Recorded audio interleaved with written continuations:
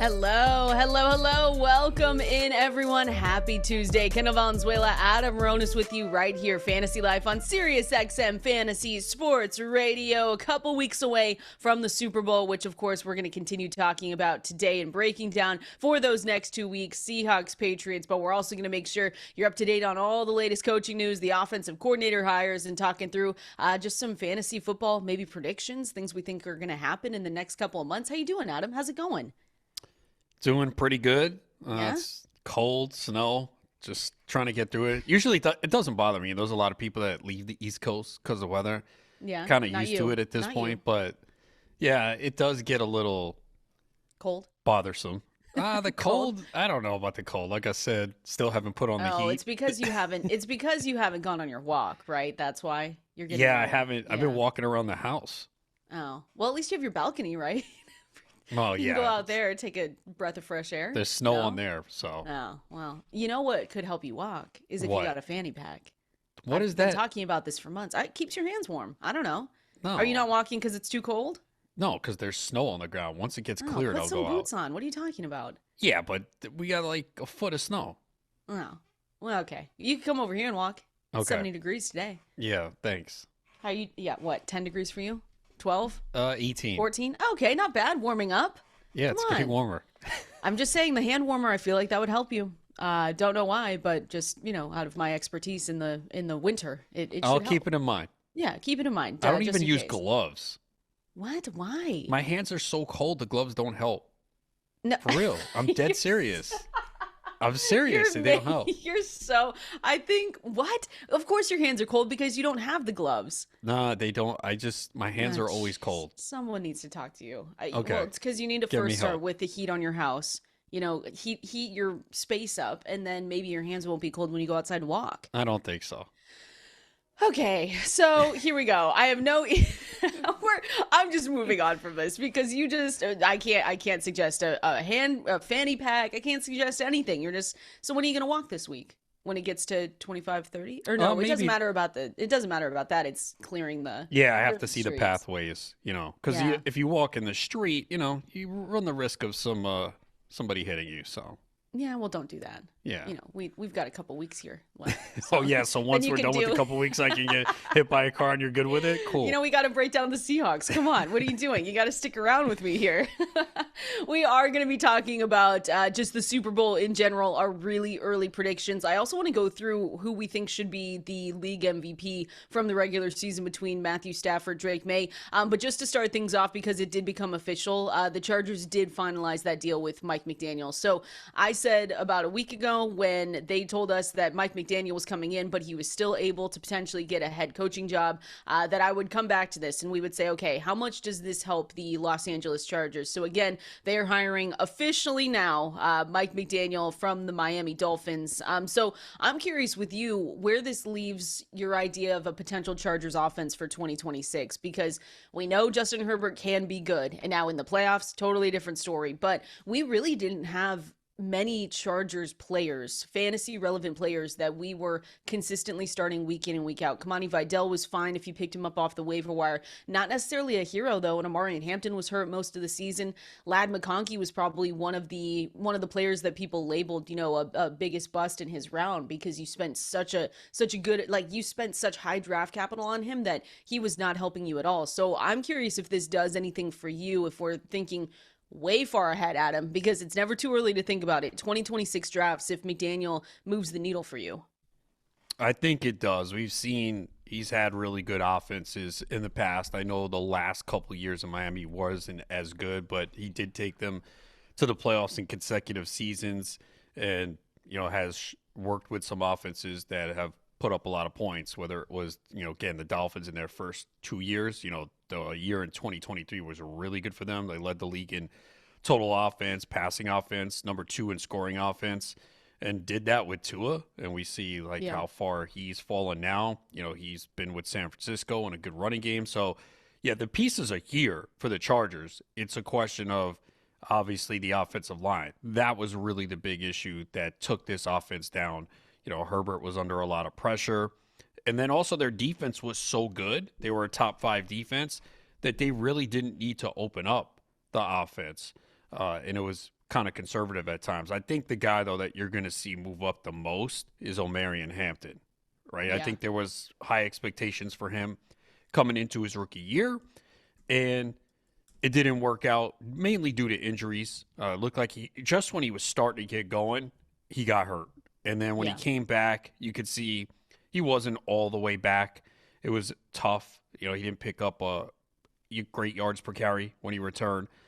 So the timing of the injury just was unfortunate for him because he was really starting to get going. So I think he's going to be the guy that clearly goes the highest. And then, you do have a bunch of receivers too that it's going to be interesting to see how they sort it out. You would think Glad McConkey will be better. He started the season You'd poorly, hope. Yeah. started to get going, and then tailed off. But they just have, like 4 guys that they were using in the offense. So when that happens, it's tough for any of them to be a consistent fantasy producer. Yeah, and I was reading a couple days ago on ESPN, maybe a trade candidate is Quentin Johnston for the Chargers there because, he actually he got off to a really good start at the beginning of this year where we sat back and we thought, wow, is he not necessarily going to be the wide receiver one, but is he going to really push Lad McConkey for these stats? Because he had 22 catches for 337 yards, 4 touchdowns through the first 4 weeks of the season. But like many times, he wasn't able to sustain it. He was not able to keep up that pace, and so he kind of came back down to earth. I remember I had him in a league, and I traded him because I just didn't want the headache of figuring out when to start him, when to not start him. It was always a tough situation. And Aronde Gadsden was someone that emerged as one of their vertical threats as well. So it kind of took away what Johnston's impact was at the beginning of the season. So I saw maybe they look at him to trade him because it's the 5th-year option, I think. So they have to decide on the 5th-year option for Johnston for this offseason. And it's projected at $17.5 million. But I also think, Adam, I think we're going to have really big conversations on Justin Herbert, and I think that's going to be a really big split between a lot of analysts because I was looking through I like to look through everyone's rankings, and right now with that news, some had Justin Herbert around QB 16, others had him at QB 8, and I think there's going to be a really big split between what Justin Herbert can bring us in fantasy with Mike McDaniel there now and what, people think his limitations are and if he can actually be a fantasy relevant quarterback for us. This feels like it was last year. I think once you got to like QB 7, QB 8, from that area to 16, I think everyone kind of has a different order. I know we talked about this in the preseason and trying to figure out, and I just said, look, whatever you feel, take those quarterbacks. Now, like Drake Maye, I think I had 8 or 9 at quarterback, right? A lot of people had him 14, 15, 16. I think Caleb Williams was another guy that some people had 7, 8, 9. Others had him at 15. So Brock Purdy, another guy.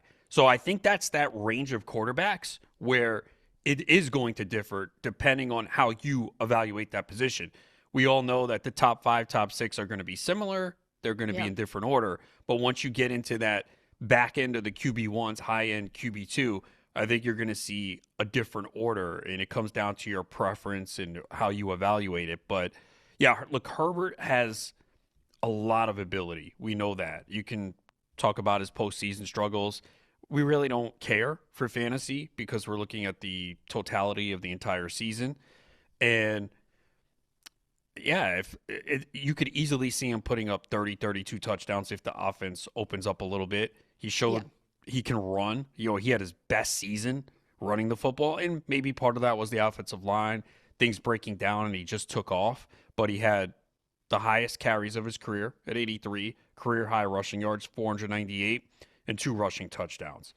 So he's not going to get a lot of rushing touchdowns, it doesn't appear, but those rushing yards, if that continues to be a part of his game, that makes him valuable. So it's just a matter of, how much do they open the offense a little bit. And again, this year, they just didn't need to.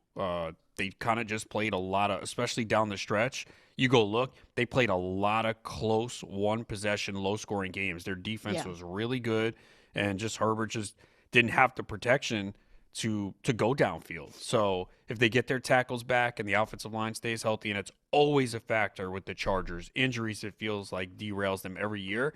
we talk a lot about San Francisco and all the injuries they have. It seems to always be a problem for the Chargers too. So we need to see, is their facility near some plants? Stop. Because Don't they're on say the that. West Coast too. So Did you see that no one's practicing at that facility, by the way, from what I read, in which, Santa Clara for the 49ers? oh, really? No one's practicing there?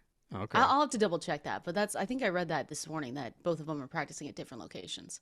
Okay. So they don't want any part of that. Yeah. Well, Yeah. so sometimes people read that stuff and they get scared. But with Herbert too, Yeah. I mean, just look at the pass attempts down the stretch: 18, 20, 26, 29, 29, 32. It's like that's you're not going to have many big fantasy games when those are the No. pass attempts. So it's just the way that it went with the team structure and the defense that they really didn't need to pass much. But we know this offense is capable of putting up big points. And when McDaniel's coming in, maybe that does change things and help the offense moving forward. I think it will, because Greg Roman for everything. We know that those guys were friends, him and Harbaugh, for a really long time. And so when you score 3 points in a playoff loss against New England, I understand their defense is still good, but you knew they had to move away and they had to just get more creative and more modern. And I think that's what McDaniel brings to this team, is that we talked about that when he was, when the reports were that he was first hired, was that he is really creative and he is someone that can really do a lot, because he did build, for what it's worth, he did build a successful offense around Tua Tagovailoa. And now you've got a skill set with Justin Herbert, where you look at him and you say, well, the skill set's way better. He's got way more arm talent, and it feels like there's a lot of possibilities here with this team. And it starts with Herbert. That's the one thing that I'm really excited again to see, where even I have my quarterback rankings coming out this week. That's why I started to look around, and I have no idea yet where I'm going to put him. I don't think I'm going to put him at 8. I'll tell you where he's probably not going to be for me is 8, but I can imagine myself putting him inside the top 12 because I still think I don't know if I'm going to rank Patrick Mahomes yet, because I still want to see what his rehab looks like and everything. But Patrick Mahomes would be in there for me. Dak Prescott, Trevor Lawrence. Then yeah, I see no problem with Justin Herbert going in there. But that's the one thing, is that that McDaniel's going to bring red zone creativity. He's just going to bring a lot of creativeness, and I think there's untapped potential in this offense that we can finally see now, because you've got someone new coming in, a new set of eyes, a new we've talked about players when they move from different teams and saying, hey, they probably needed this. It feels the same way with McDaniel. So I'm excited. This is probably one of those offenses, one of those teams that we talk about a lot this offseason, just because of the potential that they have to bring for us in fantasy next year. So it'll be fun. Yeah, I think it'll be an offense that people are excited to watch and target in fantasy. And yeah, again, that quarterback range is really fascinating, from like 8 to 16. Yeah. Because you can take like 5 people and everyone's going to have a different order, and it's always important to try and get that right, because it can make a difference. Like, again, if Drake Maye was one of those quarterbacks, Caleb Williams was up and down, but he did have some big fantasy weeks. Trevor Lawrence was in that range too. Again, there was a lot of people who were just completely out on Trevor Lawrence, because they said, you know what, we've been here before. He's never done it. And yes, there was some hope with Liam Cohen coming in that it would change things. And if you did have that perspective and you took him early, you might have dropped him because of his poor start, right? It was not a good start to the season for Trevor Lawrence. We were just like, oh, here we go again. It looks like it's not going to happen. And then it took some time, as it does for these quarterbacks, to grasp a new offense. And then Lawrence really finished the season strong. Down the last 7-8 games. And, a lot of people, they do look at that and they say, okay, well, he finished strong. That's going to continue next season. Again, another guy that ran the football a lot more, 9 rushing touchdowns, which is asking a lot to repeat. But we did see him play very well down the stretch. And, so I think Lawrence Herbert will be an interesting conversation as well, because I think a lot of people might have Lawrence higher.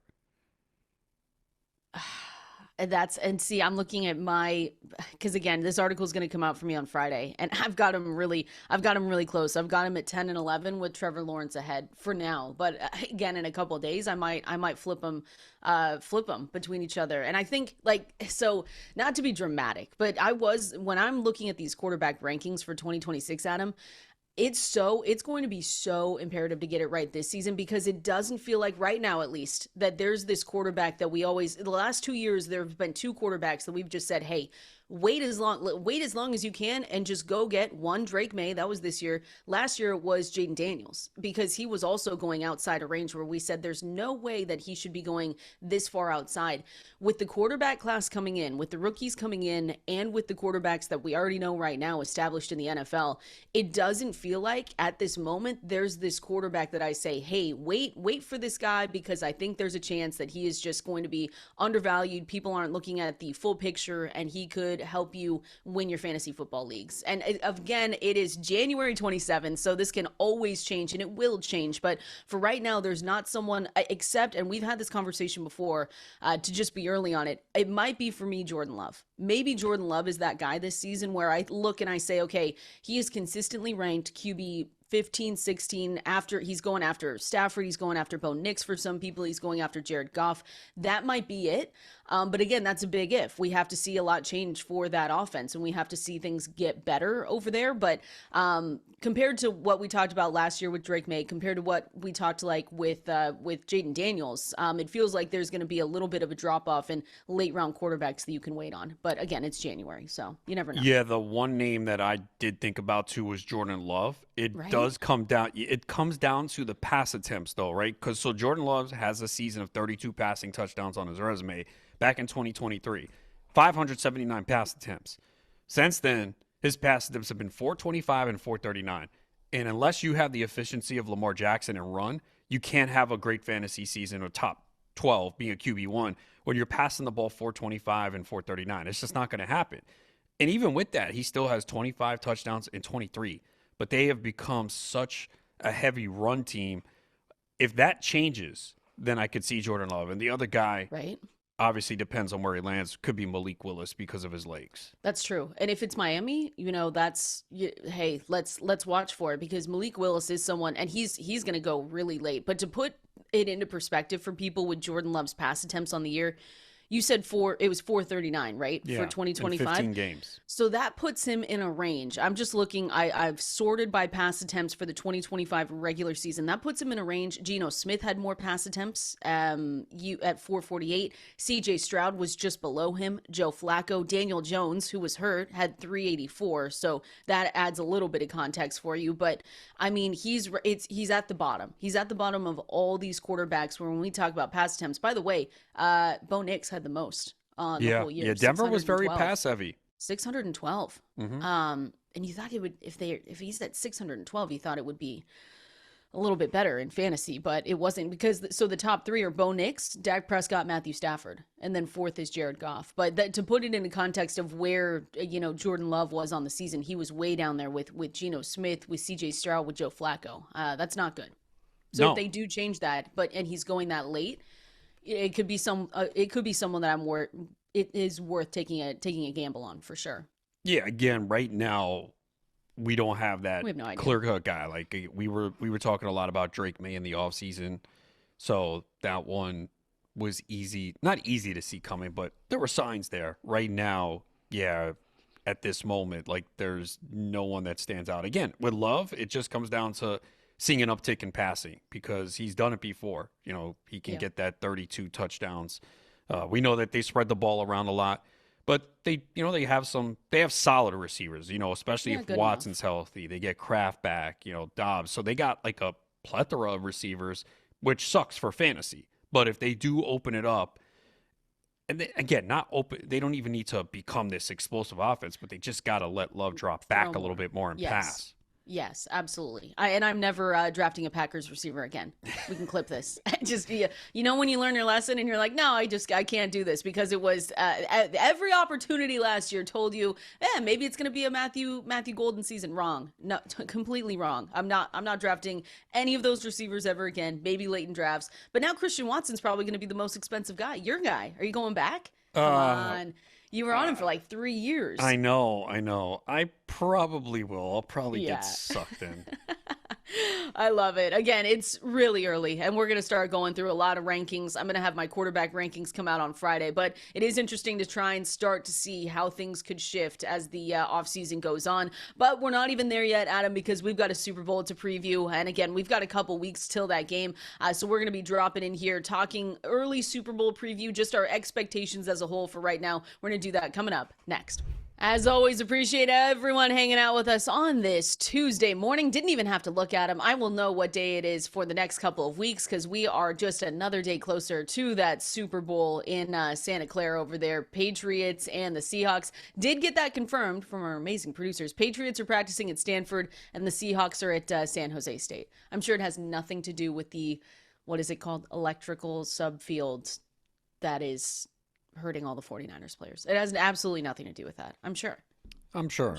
Yeah. Just they would rather go to San Jose State, which is cool. I'm so excited. So just breaking down the Super Bowl, Adam, because again, we've got a long time until that game happens, but it is important. And I am interested to know just for the matchup that is set now, what maybe your expectations are. I know you said that it opened up 4.5, Seahawks 4.5 point favorites. Did it come down at all? Is it back down to 3.5? I was looking at that last night. No, still 4. So Seahawks 4.5 point favorites in this game. And I think, the biggest thing that we talked about, especially yesterday, was the turnaround for the coaches, right? Mike Vrabel was able to turn this team around from 4-13 to, the first division title since winning 11 straight from 2009 to 2019. That was impressive. Then you have McDaniel for the Seahawks and you say to yourself, well, this is fantastic because for all the coaches and executives and front office people looking for the next Sean McVay, looking for the next Shanahan, they went with Mike McDaniel, and I thought that was really impressive for them to kind of go against the grain and say to themselves, this is what's going to set us apart in this division. So for you, matchup wise, I mean, obviously, if we start at the quarterback position, it's Drake Maye has looked like the better quarterback, still the MVP. Well, I should say in the MVP conversation. We won't know that for a couple weeks, but that's for the regular season. But I think the reason to hope for the Seahawks is again their defense is really good. And they've been elite all season long. We've talked about how maybe defense wins championships, but we know that if we're talking about who has the upper hand there, it is going to be the Seahawks in that one. Yeah, I mean, look, the Seahawks have the better team on paper. I don't think anyone is going to argue that. And their defense has been really good this year outside of playing the Rams. That's the one team that they've had trouble stopping. But yeah, they're third against the run, sixth in takeaways, seventh in sacks. And as good as they were defensively, they allowed the third fewest points in the NFL. They were pretty good defensively. They allowed the fewest points in the NFL, and they scored the third most. I think if you asked most people that, they wouldn't believe that, right? If you said, hey, where do the Seahawks rank in points scored in the NFL? I don't think people would say third because it didn't. It didn't feel like it, right? You're a Seahawks fan, right? No, it didn't feel like it. No, and I looked at it's funny you bring that up because I was looking that up a couple days ago and I was like, really? Then I went back, but yeah, I wouldn't have thought that either.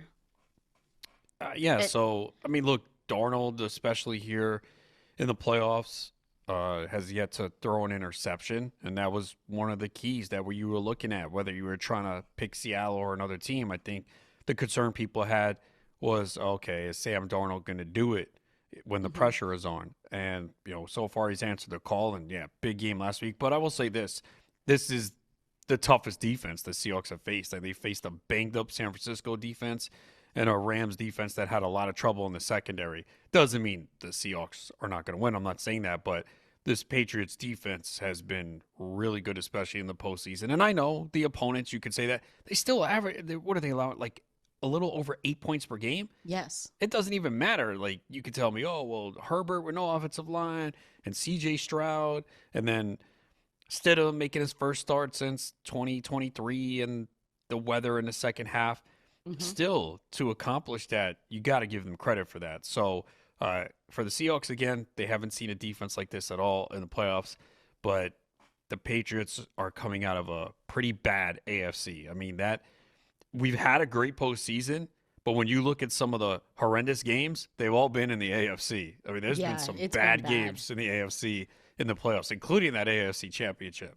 Well, and that's why I said maybe the Sunday night game between the Rams Seahawks was the real Super Bowl, and then we get a different game here in the next 2 weeks. Obviously, an overreaction, but yeah. And here's the thing: I know people have been saying a lot with the Patriots. This was the easiest path ever to a Super Bowl in terms of strength of schedule, but defensively, of course, the Seahawks are going to be great. Denver, well, they still played Denver, they still played Houston, and they got through those. They weren't necessarily clean, and they weren't necessarily pretty, but they did get through those two teams in the playoffs. And I think that's something we do have to shout out for them because, again, based on DVOA ratings for ESPN, they had the easiest regular season schedule for this season. But when we look at everything else, we know this Seahawks team is going to bring it. Here's my thing: is the biggest concern for both these teams not turnovers? It might be the exact same thing for both of them. It's just the turnovers that we saw in the regular season, and what we've seen with the Patriots over the last couple of weeks. It feels almost the same, and it's the same reason for concern as the Seahawks have been almost all season is the turnovers. But for Drake Maye, he fumbled 6 times in their first 2 playoff games, so that might be another. It might be the same thing for both of them. Who's going to turn the ball over less? Is how I should say it. Yeah, that's always a factor in every game, but they're really going to have to get a huge game out of Drake Maye. If he plays the way he did these last 3 games, they're not going to win because I don't know how they're running the football on this team. They can't. Yeah, so I think now Drake Maye is going to run. We know that. He's had at least 10 rushing attempts in 2 of the 3 postseason games, so they're going to need him to get it done with his legs. Yeah, they're going to look, they have 2 weeks here. Vrabel's a good coach. They're really going to have to come up with a great game plan here because it's tough. Again, Seattle, people might say, well, their defense wasn't good last week. I think that was more the Rams. The Rams are just that good of an offense that it's tough to slow them down. The Patriots are not the Rams offense. They haven't looked like it. Yeah, they're going to be easier to defend. So, yeah, and it's those a tough designed, spot. and you just said it, but you cannot run on Seattle's defense, or you can try, but most of the time when you look at those stats, I mean, opponent success rate on designed runs against Seattle, that's sitting at 34%. That's the lowest in the NFL. Any way you look at this, EPA per play on those plays, they have, minus 0.15. They have managed minus 34 first downs over expectation every way per next gen stats. Shout out to them. But every way you look at it, this defense for the Hawks is good. And you might, like you said, people have looked back and they said, well, the Rams just put up that many points. And to be honest, Adam, I did not expect that to be as high scoring of a game as it was. I did not think it would become anywhere close to that Week 16 matchup, but it did. But I think the Patriots, the most important thing for them is their passing offense. And while it hasn't looked as pretty and as nice over the last couple of weeks, we still know that they have it in them. And they've got 2 weeks to correct what we've seen, especially from that Denver game, whether you want to say it was weather or not, because they didn't look good before that weather came in. But they do have the opportunity with the ball in Drake Maye's hands. He's a potential MVP for a reason. And so we'll see if they can get it done up because, at this point, they need to change that, or it needs to get better, I should say. Yeah, look, and they're getting another tough defense. So they have faced top 5 defenses in their first 3 playoff games, and now they get another one. So if they somehow emerge and win this Super Bowl, people can say all they want about the schedule during the regular season. Here's the thing. They won 14 games. You can tell me how easy it is. They still won 14 games. They went 9-0 on the road. So they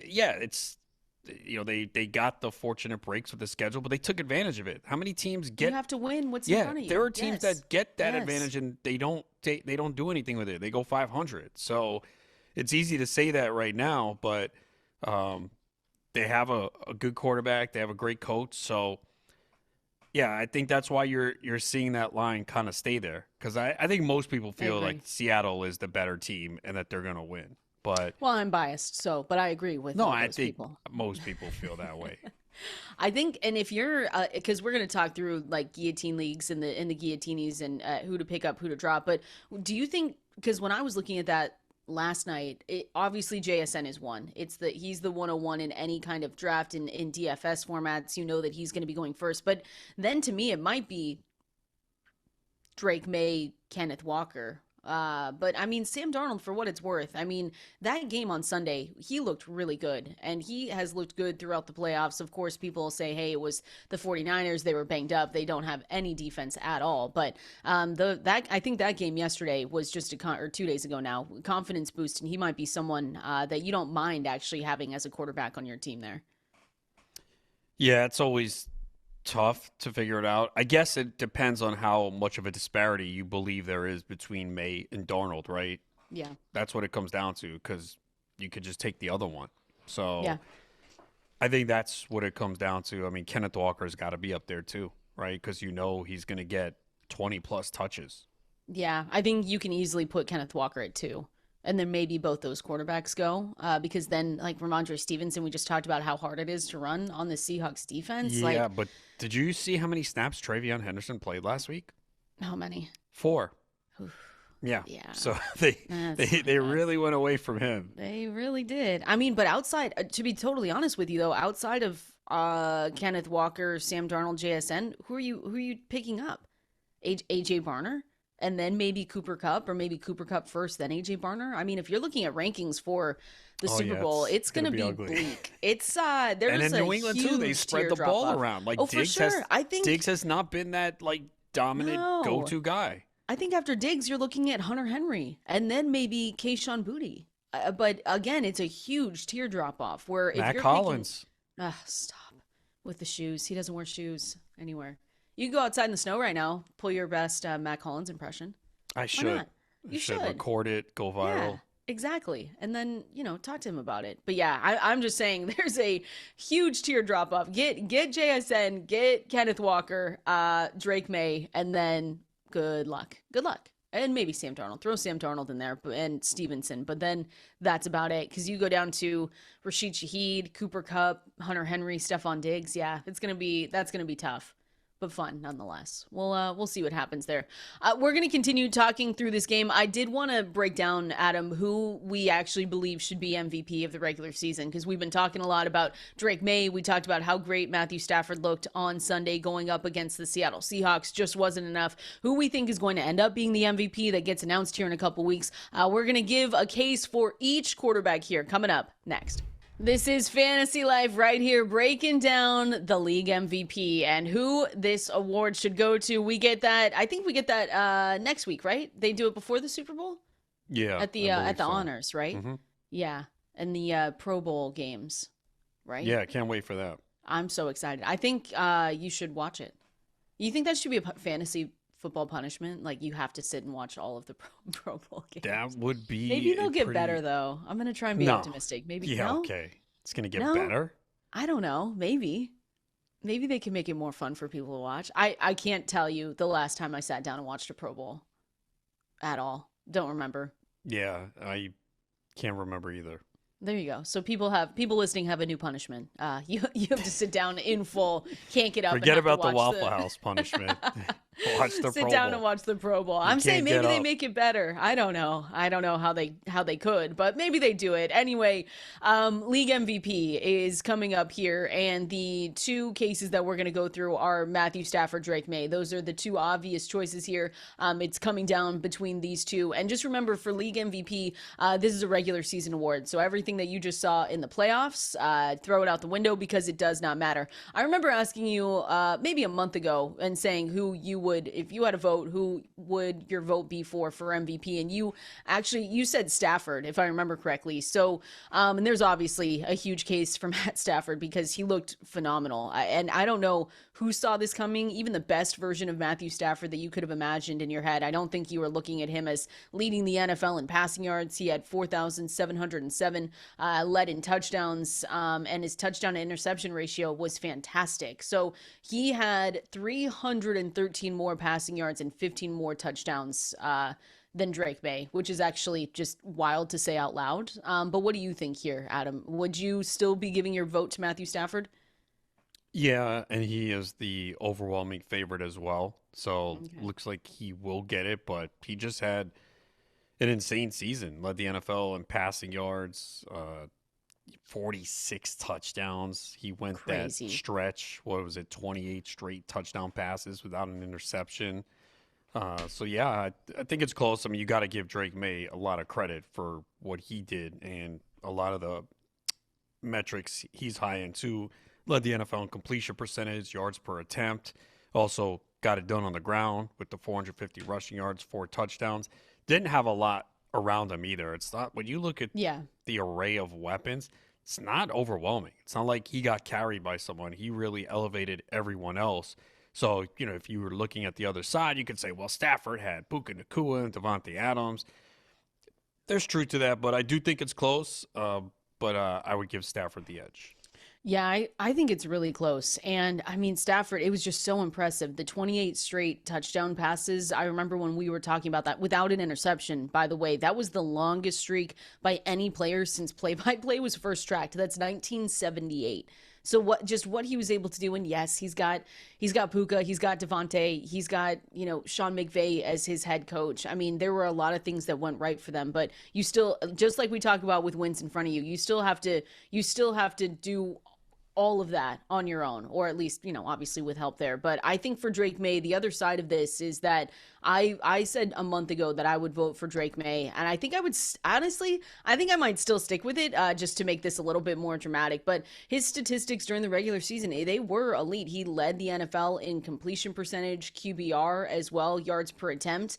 For the 450 rushing yards, 4 touchdowns on the ground, definitely put him up in that conversation. But it's just really tough to go up against Stafford, again leading the league in passing yards and touchdowns, and the touchdown interception ratio was just absolutely phenomenal. But what Drake May did with as much as we talked about, with as little as he had around him, Stephon Diggs was fine. Kayshon Boutte did step up in some of these games. Hunter Henry, sure. Ramondre Stevenson, Travion Henderson, that's fine. But what he was able to do without a Puka, without a Devontae Adams, I think was really cool for him to see.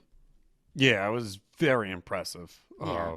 Because when you look at some of the stats of the Patriots, you're like, oh, okay, so he really didn't have a lot of help. I mean, Diggs did get to 1,000 yards, but barely, 1,013 yards. Then it was Henry at 768, Boutte at 551, Matt Collins at 550. And they didn't have a running back rush for 1,000 yards either. So, yeah, it was very good. But usually when you see a quarterback put up the numbers Stafford does, they're getting MVP. I mean, that's sure. just prolific numbers for Stafford. Yeah, it is. And Stafford also, he has an edge in sack avoidance. He had 3.7% sack rate, which ranked third best in the NFL. Maye's was at 7.8%, 21st. So obviously the offensive line plays a huge role in that. There's a lot of ways that we can look at that, but that is 100% true. But the quarterback also, I mean, those guys have a huge effect on how often that is happening. And so, yeah, when you compare both of them, it was great seasons, but I do agree with you. Stafford's going to get that. You can't have that year. How old is he? 38? His birthday is on February 7th. Remember Oh my we God. talked about that? Oh, and you remembered? Wow. No, we Kudos talked to about you. how, Oh. well, I was joking. was like, well, wow. he's destined to be in the Super Oh, Bowl that's 'cause right. his birthday. And now look at you, Adam. And now what Well, you happens? ruined the He was not- storyline. You Well, ruined his good. birthday. Well, sorry. Well, he can get MVP. He'll be happy about that, right? I don't know. I mean, that'll be nice, but he wanted to be in the Super Bowl. Who Now wants a Super Bowl when you can get MVP? He's got to go through another whole offseason now at age 38, go through the grind again, and hopefully get He's back in that coming back. position. Got to He's hope the coming back back. holds up. Yeah, well, the back, that was the biggest. I mean, come on. We talked about that for 2 weeks straight, and then all of a sudden week 1 came, and he was like, I'm good. Yeah, I There's no think worries. that might have been an excuse to miss camp. I think McVay just wanted Stafford on all his fantasy teams, and he had a draft Could have been that coming too, up, yeah. and he just said, you know what, his back, it's not looking I would too do good. that if I was a coach. I would too. You know how much they probably rock their fantasy football leagues if Or they their have friends them. and family will play. Or you wouldn't play against them. They'd say we can't keep doing this because they Nah, know they all the probably information. suck at fantasy. No, Coaches? they don't. You yeah, think? they don't. You think they have time to work the waiver We can wire ask to them even next play? week. Yeah, okay, do that. Well, maybe they have people. See, we could say, hey, Adam Ronis will run your fantasy team for you. You do the draft, we'll do the waiver wire, and then you can get all the inside information. I There would we do go. I know you would. That would be fun. I think some coaches have fantasy leagues. You don't think? Maybe not. They don't have no time. They don't have any time. You're right. Well, They're some of like the players they're in the do. offices 5, 6 a.m. breaking down Well, film. that's perfect. Well, then get your laptop out really quick. Add Mac Hollins off the waiver wire, and you're gonna be great. Look at that. So we'll see. We'll see who ends up being MVP there. But there's a case for both. It does look like Matthew Stafford though is going to be the one. You said he's the betting favorite still too, right? To win that. Yeah, he was the Yeah. last I saw by a Yeah, lot. it makes sense. It makes sense. We're going to continue on, though. We did get a new mock draft out, and so I want to kind of break down the potential 4 players going in the first round. Only 4, by the way, fantasy relevant players, where they're landing, what that means for the team. We're going to break that down here coming up next. If fantasy football is your life, we're right here. If the NFL draft is your life, we get to start kind of previewing these rookies coming into the 2026 NFL season. We've got a mock draft here from Daniel Jeremiah that is live on NFL.com. Always like to compare his with our very own Matthew Friedman, who does a great job. So he's got a couple of mock drafts out right now as well, which you should go and check out, fantasylife.com. But I did, something that's been consistent throughout these mock drafts here, Adam, and we're definitely going to start getting into that in, March and April. Those are very key months there. But the one thing that I've seen is that we're not going to have a lot of fantasy relevant rookies. It feels like right now going in the first round, and of course they're going to be drafted eventually, and it's going to be something that we break down here. But in this latest one, there's only 4, and there's one quarterback that we've been talking about still, and it's Mendoza. So the one thing is that it looks like Fernando Mendoza, if you don't know, Indiana quarterback there, it looks like that he has just been consistently picked as the number 1 overall pick going to the Las Vegas Raiders. But when we've talked about rookie quarterbacks before, I mean, what does that do for you in Brock Bowers? With the season that he had, I mean, still a little bit disappointing because, again, he was injured pretty early in the season, then tried to play through it, and then it was one of those things where you looked around and you said, okay, or they looked around and said, hey, this isn't going as well as we thought. But how much does this potentially bring the value down for him if he does get Mendoza? I don't think it will. I think you're Okay. still going to see him go as one of the top tight ends. The quarterback play for him, probably not that big a deal because they're going to scheme to get him the ball. I think it was really the injuries that were, again, he tried to play through that knee injury early, then eventually had to shut it down. Yeah. But, they just need to be decent on offense. It was pretty bad last year, but I still think you're going to see him go probably as the second tight end off the board. I mean, when you look at it, he's kind of has to be there, right? Like, who are you going to put above him? I mean, Yeah. what are you going to, Colston Loveland? You're going to go that high on him? No, only McBride. Yeah. And McBride, some people might love McBride so much that they take him in the first round. I would absolutely not be shocked to see. And I'm not recommending it necessarily because that's just not usually. We talk about our fantasy builds all the time, and it's very rare. I think especially for you and for to take a tight end that early. I remember doing it in one of the high stakes leagues in Vegas, and it just I didn't feel good about it. Adam, I was like, well, Brock Bowers is there, and it ended up being fine, but wasn't amazing in the second round. But that's just not something that, at least for me, that I like to build my teams that way with an early tight end like that because it feels like you're chasing the rest of the way. Yeah, I typically don't either. This year I was more into McBride in round 3 if he was there. Like I felt like I was okay doing that. But I didn't take any Bowers this year. Just the price was too high, and yeah, it didn't work out because of injury. If Bowers had the McBride season, then it would have worked out. But the problem with doing it is you really need that tight end to hit because what happens is if you take one late first, early second round, now you're like, okay, I invest in such an early pick on tight end, I don't even need to worry about a second one in leagues where you have enough roster spots to take a second tight end. So you have that mentality, and then either you don't take a backup tight end or you take one in round 17 or 18. That's probably not any good. And then the other factor is now when a tight end emerges off the waiver wire in weeks 1, 2, 3, 4, you don't even invest anything in them. You might put in a bid for Fab. You're like, well, I got Bowers. He's good. Or McBride, okay, cool. I'll put in like, $7-8 on this tight end. And then someone else who has a glaring need at the position spends 10-15%, gets that player. Maybe they have the breakout and emerge. And now if your tight end struggles or gets hurt, it puts you in a bad spot. So, yes, if you took McBride last year, it worked out, but you didn't need a first-round pick unless you were in a tight end premium league. So that's the issue with doing it. It's just puts you in a spot where you really need that player to hit because you're more than likely not going to have a great backup and you're not going to invest any money off the waiver wire. I mean, for those that did with Bowers, I mean, it was week 5 that he missed. Maybe they got someone to fill in the gaps. But even when he came back, there were a couple down games. So, yeah, it's tough to invest that early into tight end. And you probably will see McBride go late first, early second round. And I don't think I can do it.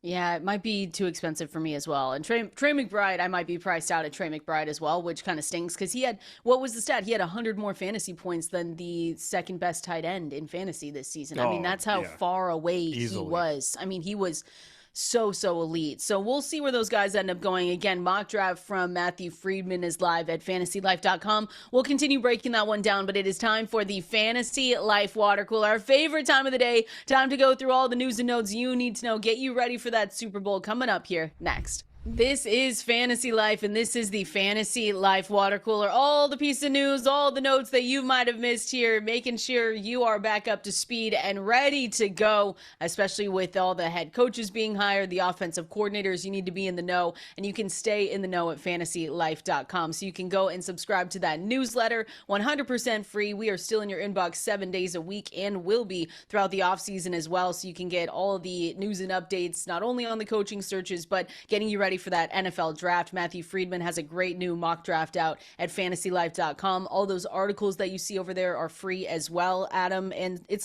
just a fun time of year. We've got a couple weeks till the Super Bowl, so we're going to be breaking down, rookies that you can start to get to know here coming up in the next few months. And as always, we're going to be going through the Guillotine League most chopped players here from the previous week. And it's just, it's a busy time. We've got free agency coming up, a Super Bowl. Yeah. What's better than this? Having more football, obviously, but, what can we do?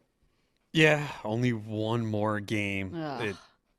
We had a great playoffs, too. So it was fun. And hopefully we get a great Super Bowl as well. And then before you know it, time flies by, and then football will be back. But the offseason is always exciting, and it feels like there's always something going on nowadays. And drama. Like I said, bring back the drama. But the NFL has a lot of drama, to be totally honest. It's not just Baker Mayfield calling out his old coach and Kevin Stefanski, which I love that, by the way, because that'll be a fun rematch. But yeah, just bring back the drama. And I think we're going to have it this year. I mean, there's a lot of big questions on free agency. I think teams are going to scramble trying to get a quarterback here. So we'll be breaking down everything with you throughout all the offseason as well. But it never stops here. And it never stops with some of these offensive coordinator hirings. We're still waiting on some teams to even pick a head coach, Adam. So we're still waiting on 4 teams to make their decisions there. I know that we got, if you're, with Adam Schefter and you see all his updates, the Raiders have completed, interviews with like Brian Daboll over the past couple of days, and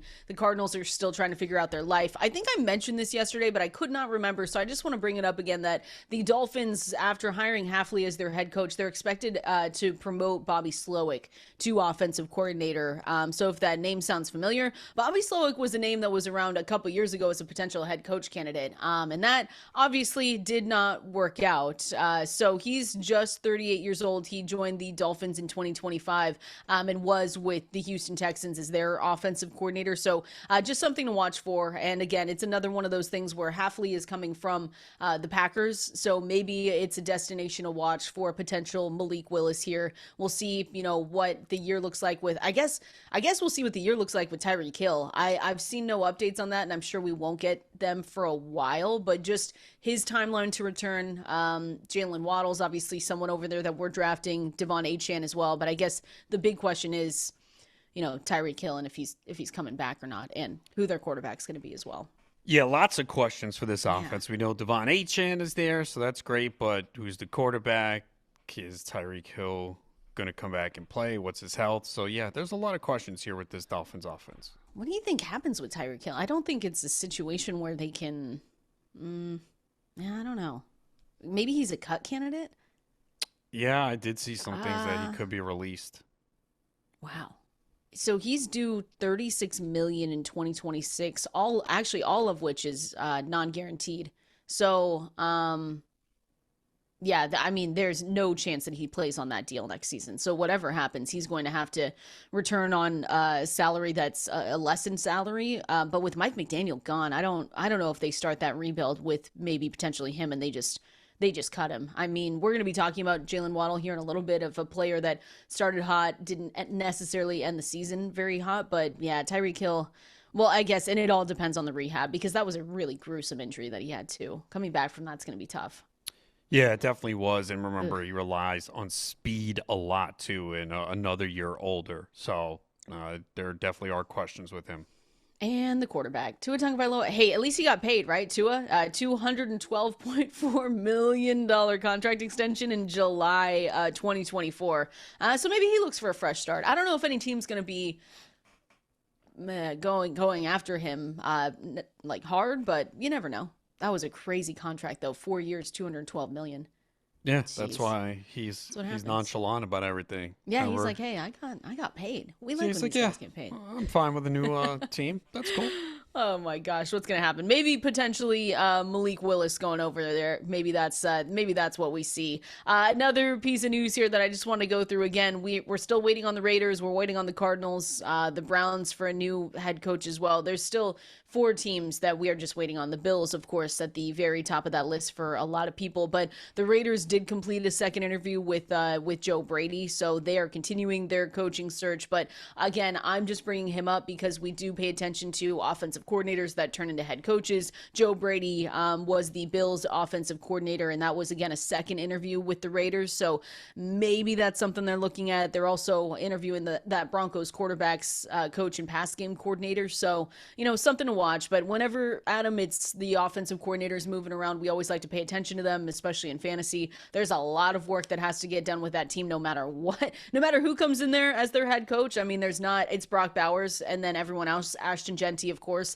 If they get that offensive line right, then Ashton Genty probably goes a little bit higher in drafts. But that was a disappointing season, especially for Genty and what he was working behind. So whoever comes in there needs to work that out immediately. Yeah, with Genti, it was clearly, though, an offensive line issue. It Yep. really was not on him. I know a lot of people will say, oh, this is what happens. Don't take a rookie running back so early, which is not true. We've seen a lot of the rookie running backs taken in the first round in recent years live up to those expectations. It was a tough spot for Genti. I don't think anyone thought this offensive line was going to be that atrocious. It was one of the worst we've seen in recent memory. But yeah, you're not going to get a discount on him, though. So if you're thinking No. that, it's not going to happen because he's still going to be a top 10 running back. Oh, I think he goes in the middle of the second round still. Probably, yeah. I mean, I maybe just maybe early second, too, depending on what happens in the I offseason.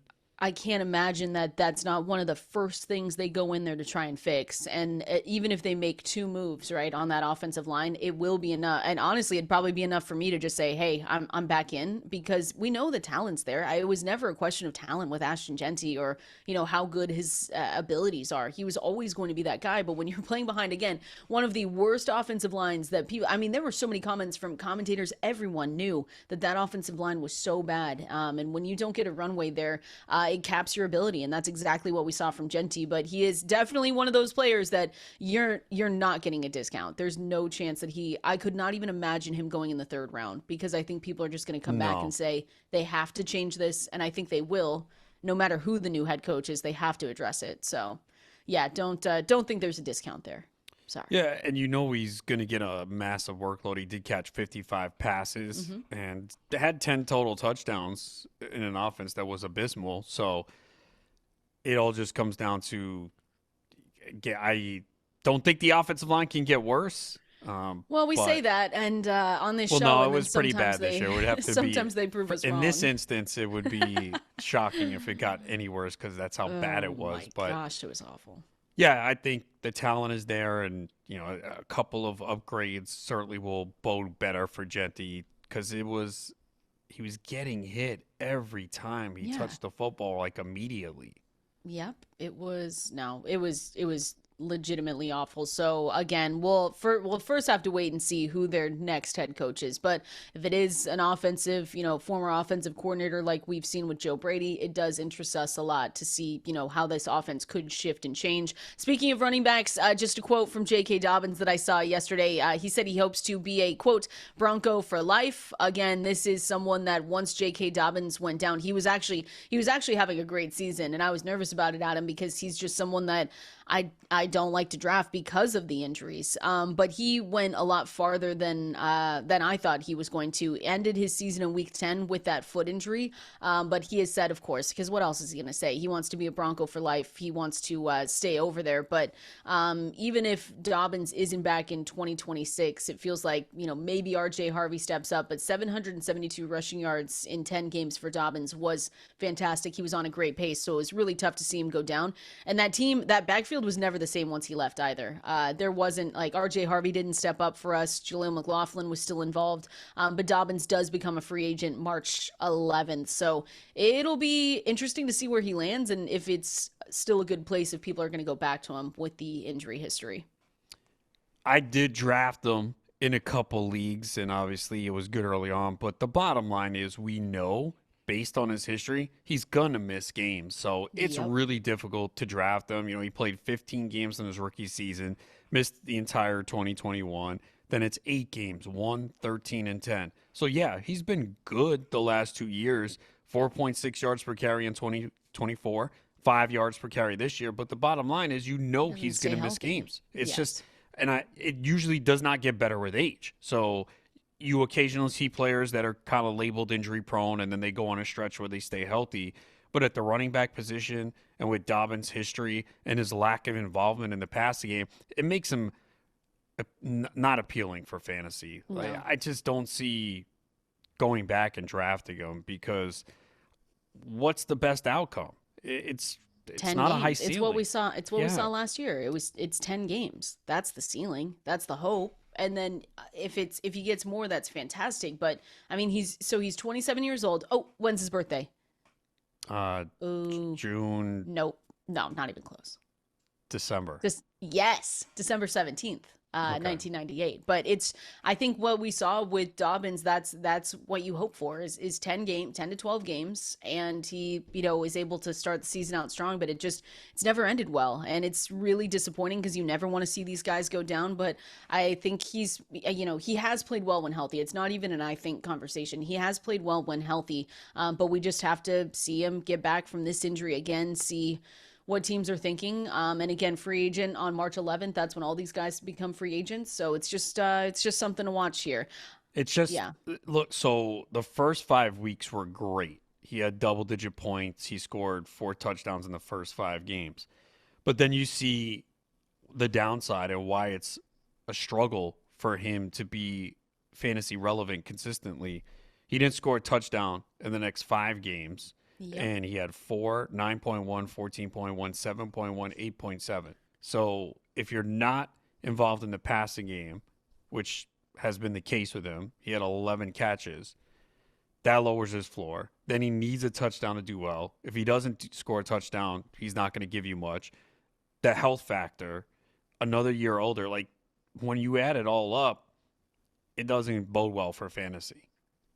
Yeah, no, I'm with you. I'm not. Even depending on where he lands, I'm not going to be back. And I just haven't been drafting him, and it's just an unfortunate reality. But that's just something with J.K. Dobbins. He hasn't shown us that he can stay healthy, so we kind of have to take that for what it is here. The last couple things that I saw for news and notes for this fantasy life water cooler here. There was a report from ESPN that early, and again, this is early, quote, early indications are that Travis Hunter is primarily going to be a cornerback and have a package of plays on offense. Again, Adam, another thing that we're going to be talking all offseason about, because I had my wide receiver rankings come out last week, the top 36, and I highlighted a few teams that were really difficult for me when I sat down to do those rankings. There were a couple teams that were difficult to figure out and you want to get right. And one of the difficult teams was was this Jacksonville Jaguars team. I had no idea where to put Travis Hunter. It was really tough to see where some of these guys were going to go, with Jacoby Myers now on that team, with Parker Washington having such a good year. So that was difficult. But of course, we're going to get these reports all offseason that is he going to play more? Is he going to play more on offense? Is he going to play more at corner? But we'll just have to follow it out and see where he actually ends up. It's going to be tough. Yeah, I think at this point, you can't really expect much from him on the offensive side of the football. It is unfortunate because right before that injury, he was starting to emerge, and they had talked about giving him a bigger piece of the offense, and then he goes down.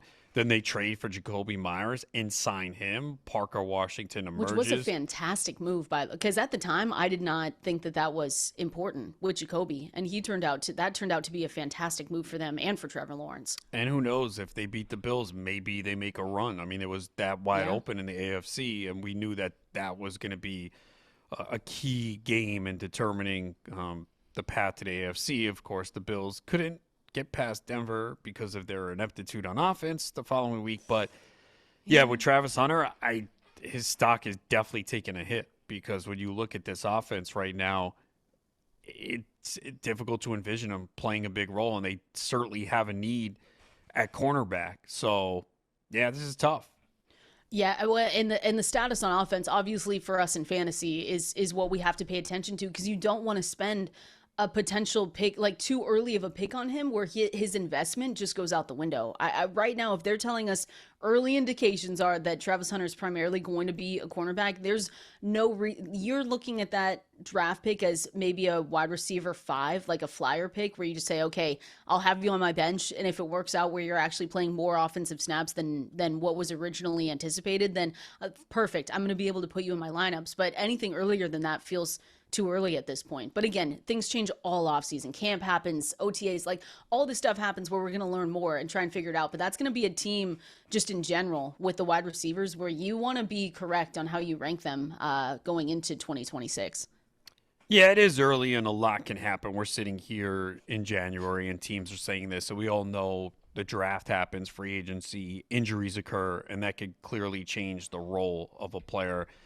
Do they trade Brian Thomas Jr.? That's been rumored. So, yeah, there's a lot that could happen. But right now, if you do have Travis Hunter in Dynasty, you're not feeling good about this news. No. And when you hear this news, I mean, it sinks any potential trade value as well, because people might have been high on him like last week. And that's why it's so important. And we say this all the time, Adam, but it's so important to just keep up with these little bits of news. Go to fantasylife.com, listen to us, because these little bits of news, maybe your league mates haven't heard that. And you say to yourself, I want to try and get out. But it does tank any kind of good value you might have had even just a couple days ago if you do try and trade him.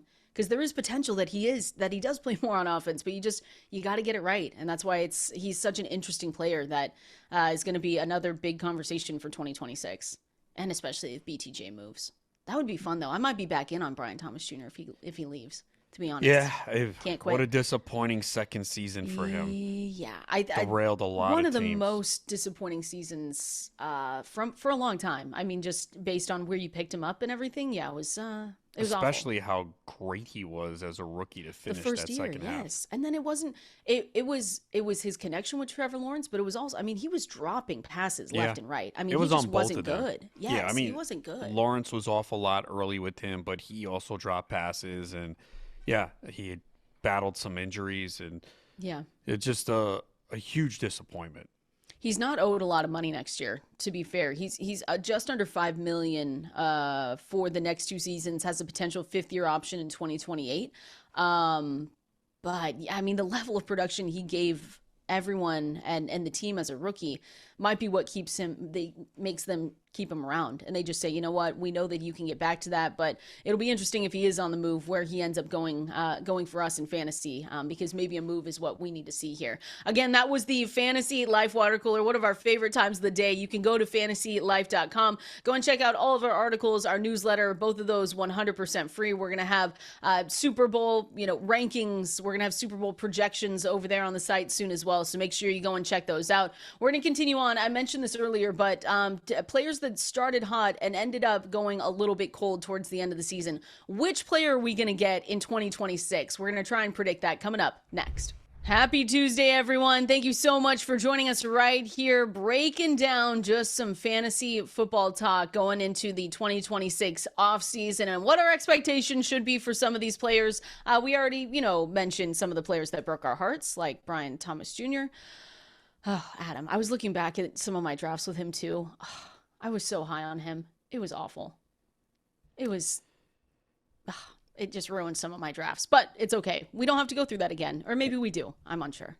We Yeah, might have I to. was I didn't Uh, so I was high on Brian Thomas too. I didn't have him in as many redraft leagues as I thought, but it hurts when you draft a player in round 1 that gives you the lack of production that he did. I mean, it's 48 catches, horrible. 707 yards and 2 touchdowns because the thing is you run him out there every week, right? Because Yeah, you invested so much. And we've talked about this a lot. At some point you have to realize it's a sunk cost to move on, but it wasn't as apparent early on because the targets were still there and you were watching, okay, well, this was off target, this was a drop, and you're like, okay, it's a new offense. Eventually they'll figure it out. And, he was coming off such a great year that you kept running him out there. And then it was really the injury that opened the door for you to go in a different direction. But by then it might have been too late because that was yeah. November. He got hurt November 2nd and then missed about a month. And then even when he came back, you were probably like, yeah, I don't know. It's a different offense. And they added Jacoby Myers and Parker Washington. And then Brenton Strange eventually came back. So, Yeah. yeah, it was just one of those seasons that was a wasted pick. And I'm sure there were probably people that overcame it because, again, just because your first round pick gets injured or doesn't perform well does not mean you still can't win. There's still a lot of rounds that you have to hit on picks. So, in Yeah. a very competitive league, it certainly can hurt you, but it doesn't mean that your season is over. And I think too many people have that perspective or they use it as an excuse like, oh, yeah, my first round pick sucked. Okay, well, did you just suck with your other picks too then? Because I don't think What'd you one do to pick, get better? yeah, I don't Yes. think one pick can derail your season.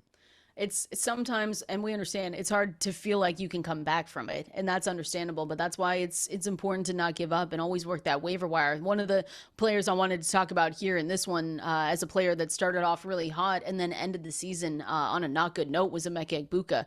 And I don't know, Adam, if we were just talking about Ashton Genty not having much of a discount going into 2026. I'm curious if you feel the same way about Emeka Egbuka, if he's still going to be someone that's drafted highly because of the potential. So Emeka Egbuka, for people that didn't have him, which definitely wasn't me, Adam had a lot of them too. I mean, Emeka Egbuka started the year out so well. They lost Mike Evans from weeks 4 to 6 with a hamstring strain. Say that 5 times fast. You had Chris Godwin sitting out for the first 3 weeks. So my thing is that a lot was put on Emeka Egbuka's plate. I still think this player is talented, but then he goes down with an injury. He gets a hamstring strain in week 6. And then you also have Baker Mayfield dealing with I looked this back up at him. So he had a bicep injury, a knee injury, an oblique strain, and then the left AC joint sprain is what he was. Oh, and a right shoulder injury. So all of those things he was dealing with for the 2025 season, but it was just bad. Genuinely, you probably needed to bench Emeka Egbuka and make that decision. Hopefully, you went to the waiver wire and maybe picked up a Parker Washington or someone that could have carried you the rest of the way. But he was someone that started off so well where you thought to yourself, "Wow, I've got a league winner." And then by the end of the season, he's on your bench. I mean, he totally just shut down, and it was really unfortunate because I think if everything did go right for him, he would have been able to keep that pace up. Yeah, if someone would have told you before the year he's going to finish with 127 targets, you would have said, wow, that is going to be a great pick in round Yes. 5. And it started well, and just the connection wasn't there. He had a 49.6% catch percentage. I mean, that is just brutal. So it was on both. There were drops from McBuka, but there were times that he was open that Baker just could not hit him. Again, they invested a lot in him, first round draft pick, but they did not draft him with the intention of him to have such an impact early on because they signed Chris Godwin for a lot of money. Godwin Yes, turned two down more years. money from New England. So they had faith in him by paying him that money. So they expected Godwin to at least probably start the season. But as I've always said with these injuries, there are setbacks. He had the setback. Evans had the injury, McMillan as well. So that's what led you to think, all right, here we go. Egbuka's going to get this massive opportunity, which he did, and he took advantage of it through the first 5 weeks, and then it just fell apart because the targets were still there. It's just, again, this was a case of both sides. Egbuka had some drops. Sure. Baker missed him many times wide open. I remember many games he was wide open, and Baker could not get him the football. So it just didn't happen for him in that second half, and they did ask a lot of him. And it was easy early on, and then teams adjust, and it was a struggle for him. So yeah, he's going to definitely be discounted. He'll be more in that wide receiver 3 range, but also a lot depends on, do they bring Mike Evans back? Jalen McMillan too. I know it was a handful of games, looked pretty good down the stretch, and he was good in his rookie season as well. Yeah. So yeah, I think we got to see what they do with Mike Evans. I think a lot of people just assume he's going to be back. But yeah, I'd still take Egbuka at a discount. Yeah, I think, and Evans will be interesting if he is on the move because he is an unrestricted free agent. So maybe they put Evans in the same kind of contract idea as Devontae Adams, because he had the 2-year $44 million deal with the Rams, and so maybe that's a contract that they look at, and 26 million of that fully guaranteed. So maybe they look at that deal and they say to themselves, hey, we want Mike Evans to be kind of close in that same ballpark. But I would be shocked if he went anywhere else, to be honest with you. I think he would probably end his career, and we don't know how close he is to that, but he is, another year older. We always talk about the injuries now with him and what we need to expect, but I would think that maybe they bring him back for one more year. If he is thinking that, because again, Chris Godwin's got 1 year left on that deal. They've got Emeka Egbuka, like you said. Jalen McMillan finished the year strong, so I'm willing to go back though to Egbuka. Round 4 price tag. I'll probably come back in and say, you know what, there was too many positives. He's too athletic. He's just too good. He showed too many good flashes everywhere for the start of his rookie season, and I think he was just, he was sidelined by injury, and I think Baker Mayfield's unhealthy season didn't help either. So I think I'm good to go back. Round 4 though, I wouldn't take him in round 3. I would go round 4 or 5. I think he's going to go later than that. You think? Yeah, unless 5, Evans is gone. Yeah. Okay. And then you're good with Jalen McMillan towards the end of drafts too, or later in drafts then. Yeah, I think he's worth a shot. Again, one of those picks late, you take him and you see what the role is early on, and if it doesn't work out, you can move on.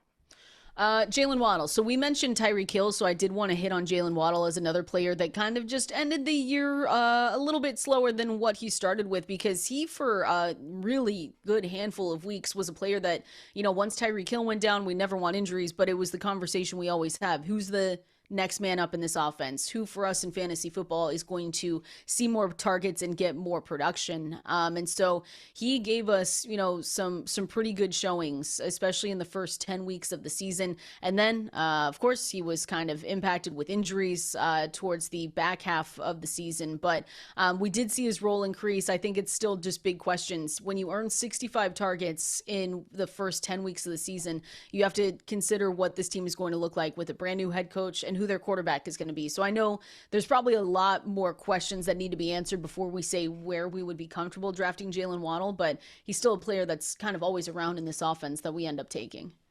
Yeah, and we've seen when Tyreek Hill is out, he just usually is in that wide receiver 2 range. And a lot will depend on what they do with the quarterback position. But I think you'll see him go like right around wide receiver 20. If you're doing a draft today, that's my guess is where he goes in that area. Yeah. Yeah, probably. I just don't know what's going to happen with Tyreek Hill. I think I would still be taking Jalen Waddle even if Tyreek Hill was back. You wouldn't? I just don't know what his health is going to look like. Yeah, I think a lot depends on the quarterback situation because, again, we saw a nice stretch where Waddle, we felt good about him, like you were starting him every week. 10 weeks, yeah. Yeah, you were ranking him, in that high wide receiver 2 range because he was just getting most of the targets in the offense. They didn't really have any other receivers. And he's, again, always produced when Tyreek Hill is out. When Hill's there, too, there are, he can, but obviously Hill commands a bigger target share that takes away from him. I think right now I have Waddle as wide receiver 19. Yeah, 19 in the top 36. So again, that's going to change as the offseason goes on, but that's where I have him right now. You're not going to see me have Tyreek Hill ranked yet. When you don't see players, I got a question on that a couple days ago. When you don't see players in there, it's not that I don't like them, it's that I want more information before ranking them to see if they're going to be able to come back for week 1. Let me give you one more, and this one a little bit random, but what about Garrett Wilson? Not necessarily that he ended the year cold. It was that he ended the year and really had the whole year injured. But in those first 4 games that we've talked about, 4 or 5 games, if I remember correctly, is what he was actually able to get through. And then we just literally never saw him again because there was no point because that team continued to lose and just didn't look good. But for the first 6 weeks of the season, right? He still gave you highs: 22.5, 24.4, 20.2, 19.1, had 2 games below 10 fantasy points, but he did show flashes, and it's still Garrett Wilson. He wasn't able to come back, gave you zeros in weeks 10 and 11, but you think he's someone that could come in hot again, depending on who their quarterback is for the Jets next year? Look, the Jets offense and the quarterback just always limits him. Like, we know the talent is there, and he seems to disappoint us every year just because of the state of the Jets offense. And yes, it was a great start for him. He had 4 touchdowns in the first 6 games. He had at least 8 targets in all of those games. And it was looking good despite the ineptitude of Justin Fields. But, I just think we're always going to be disappointed with Garrett Wilson because we never get a discount on him. I mean, you just look at the targets every year they're there. He's had 3 straight 1,000-yard seasons to begin his career before this year where he only played in the 8 games. And it's the touchdowns that's going to be a problem. 4 touchdowns his first year, 3 his second year, 7 in his third year. Yeah, the talent's there. The numbers look good, but the ceiling is limited in this offense. And does anyone think it's going to get better for the Jets this year? No, sorry, Jets fans. What can they do to make it that much better? He's tough because you're probably always going to rank him in the wide receiver 2 range. But the question is he going to ever be able to reach that ceiling? Like, he's really done it once. Yeah. It's unfortunate. Like, if we saw him in a better offense with a better quarterback, we could see elite numbers. But the ceiling is very low in this Jets offense. Even if he does get all these targets and the receptions, the ceiling is like what? We've seen it. It's like 1,100 yards. No, it's definitely capped. And again, it's a big deal when you're spending that kind of fantasy pick on him, because sometimes you feel like that's holding you back or holding your team back. You look around and you say, who else went in this round? Or who else went in this range? And you always, say, well, I could have had this player. I could have had this player. So that's what makes Garrett Wilson tough. And I agree with you. I don't know how much better can they get next year? Who's their quarterback?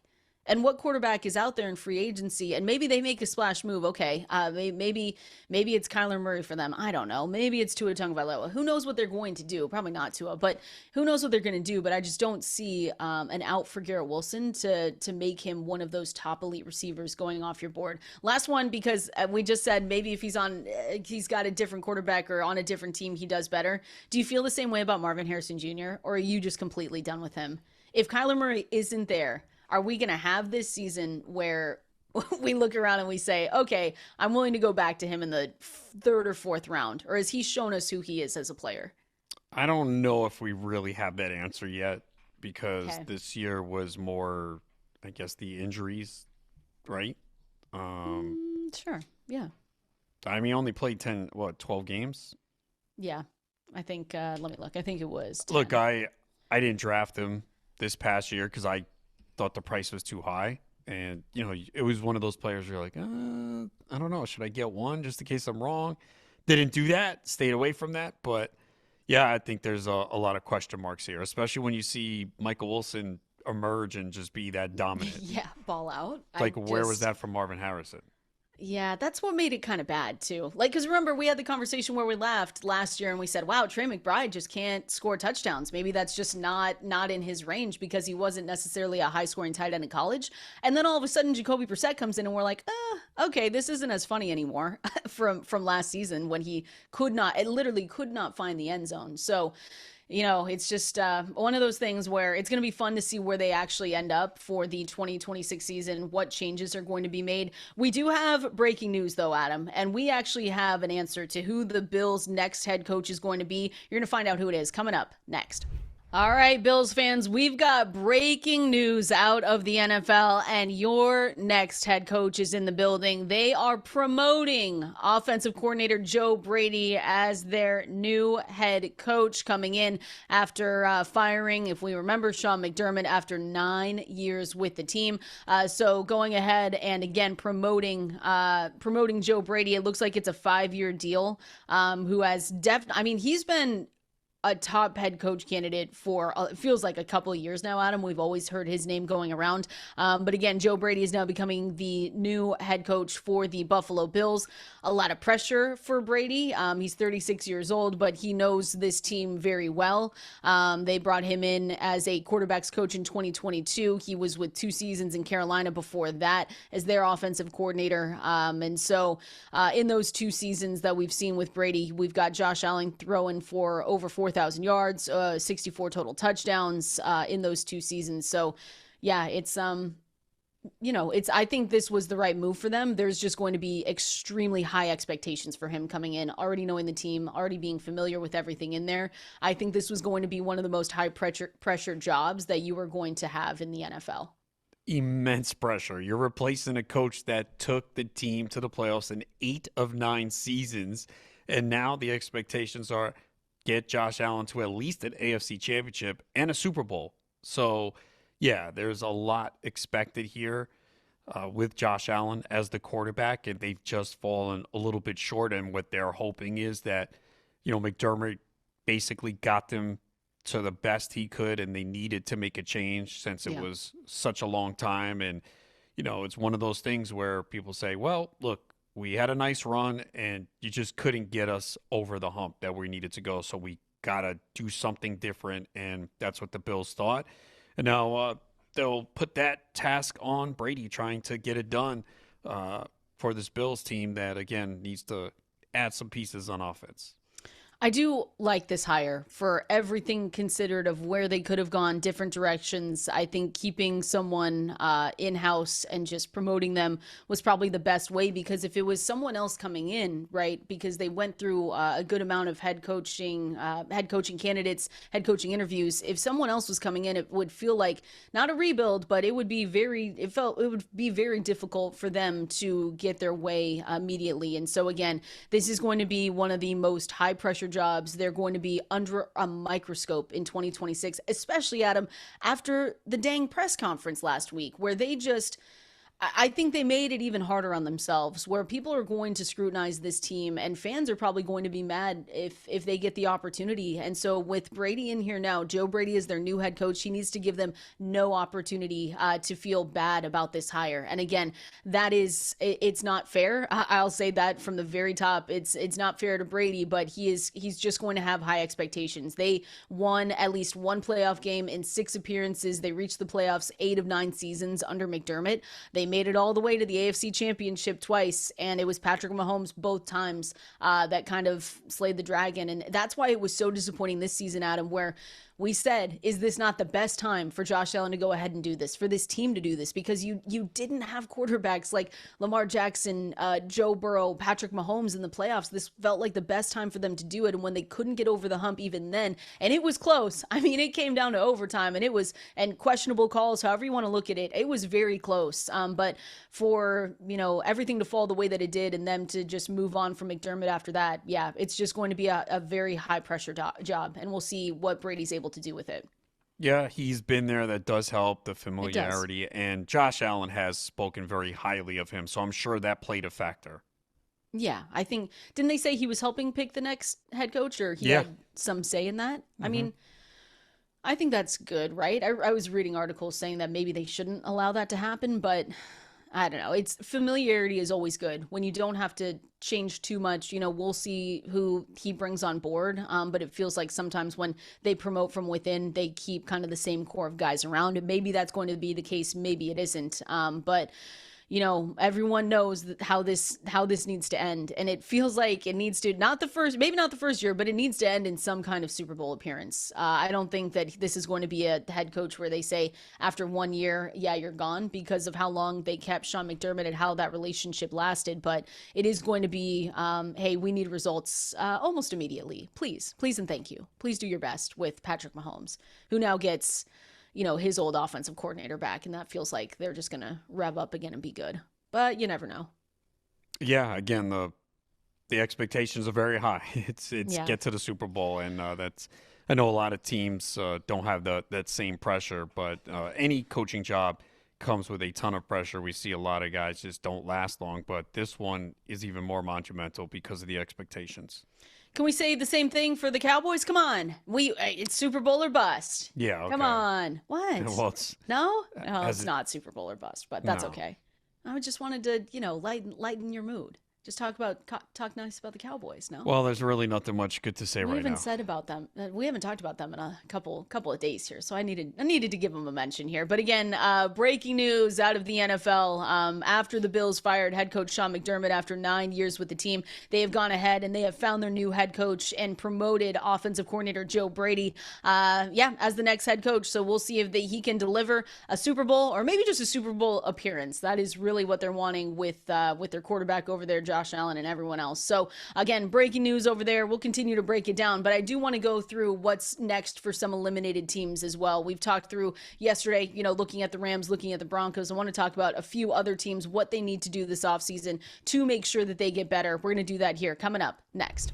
Hey, just like we know sports are unpredictable, your internet price shouldn't be. Get a reliable price for a reliable connection, just like we didn't know what the Bills were going to do this offseason. 5 years on the most reliable fiber-powered Wi-Fi with our best equipment. All in means all in. Get everything you need, included data, equipment, and the most reliable Wi-Fi. 5 years, the same price, no contracts or commitments. No matter what changes in 5 years, the price of your internet will stay the same. Learn more at Xfinity.com. Restrictions apply. Select plans only. Xfinity Internet is powered by fiber and connected to premises by coaxial cable. Most reliable claim based on Open Signal Awards USA Fixed Broadband Report, May 2025, XB6 Plus. All right, Adam, because we don't know what's it is unpredictable. I did not know that Sean McDermott was going to get fired. You know what was also unpredictable? Me losing our fantasy draft. Did you see that, by the way? Which fantasy draft? Ani updated the numbers. Fantasy Life playoff draft. Horrible. 171 points for me. You're in it. You're going to probably win it. And I haven't seen the updated. What are you doing? Come on. Do you want me to send it to you? Yeah, send it to me. It's in the... Oh my God. It's in where? You see this? Tell me where. I don't know where it is. Well, I don't know. What do you want me to say? It's in an Excel spreadsheet. Okay. Well, I don't have it bookmarked. I just sent it to you. Okay, go to the... I sent it to you. Okay. You're going to win. You've got Drake, Maye, Henderson, Stevenson, Darnold, Walker, Seahawks. I don't know. Brendan's done. Brendan's done. Ani's got JSN Diggs. He's got... I need a lot of points, though. If this is a low-scoring game, I'm in trouble. I know. But remember when you were complaining? I want to go. Complaining about? I want to go back to that. You were complaining that you got the 4th pick. You were complaining the whole way through that you didn't like your team. And now look at you. You might win it. Yeah, it's possible. It's going to be... Damn, yeah, I need a lot of points, though. You can tell that Ani's on today. Yeah, I don't know. I'm going to need about... over 70 points from 6 guys. 70 points? You think 70 points? Look, it's 253 to 246. Brendan has 316.7. Oh, I missed that. Oh, Brendan, never mind. I'm so sorry. Yeah, you're not winning. Never mind. You're going to beat Ani, though. If I get a high-scoring Super Bowl, I might. I mean, I have both quarterbacks. I didn't see this from Brendan. I have Drake, Maye, and Darnold, so that helps. Kenneth Walker, so you get big volume. Travion is just falling behind Stevenson. Yeah, it's not good. Travion Henderson, 8.4 fantasy points throughout the whole playoffs. Embarrassing, Woof. right? That is not good. Wow, look at Puka. This is why you take Puka 101. 77 points. Who had the one pick? Gosh. Well, okay, listen, I wanted Josh, all right? It's a super flex. He took... So what? I don't know. I didn't want... Well, look, if you truly believed that the Bills were going to the Super Bowl, then I could justify the pick. Which I did. Okay, well then that was a mistake. Unfortunately. Obviously. And then that was a bad call. to be totally honest with I you. would have. It doesn't matter if it's super flex. It's the playoffs. So I don't care. I would have wanted taken, Josh. definitely would have taken Puka 1. Yeah. Okay, well, you live and you learn, okay? Yeah. But now you can't complain about your number 4 pick ever again. Well, if I don't win, then I can't. All right, fair enough. Fair enough. You do need a high scoring game in this one. Do you have that in front of you? I'm so sorry to put you on the spot because I know because I know spread is sitting at 4.5. 5.5, I believe. 45.5 or 46.5. Okay. All right. Yeah, I don't know, man. I'm a little worried about this being very high scoring. Okay. Well, Brendan's in the lead, 316.7 points. Then it's Ani at 253.5, and then you're at 246. Don't talk about my score.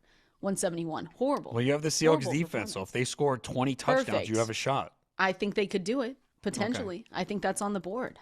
So we're going to be watching out for that. Again, make sure you go to fantasylife.com to see the Guillotine leagues, all the information there. But the most chopped player was Drake Maye. Forgot to mention that, which makes sense because that was a horrible game. 10-7 is what it finished up as. But it was Drake Maye, Kayshon Boutte, and Travion Henderson as the most chopped players. Yikes. Yeah, look, if Drake Maye will be a quarterback you want, too, right? I mean, yeah, we're down to 2 teams, so I don't know. If you had Darnold, would you even put in a claim to drop? Maybe probably not, because you have so many other areas to pick up. You just roll with Darnold, right? Exactly. I think it's JSN, Kenneth Walker, and then I guess JSN could have been cut, right? It's possible. Yeah, but it feels like there's no way. But if he is there, he's one, obviously. And then it's Kenneth Walker. Then I wouldn't mind if you need if you're drafting or if you need a quarterback, you go get Drake Maye there at 3. Because there's a huge drop-off. Yeah, May's legs certainly help. Exactly. So we appreciate you guys, as always, hanging out with us here. Make sure you go to fantasylife.com. Go subscribe to that newsletter. We're going to be back same time here tomorrow. We'll see you then.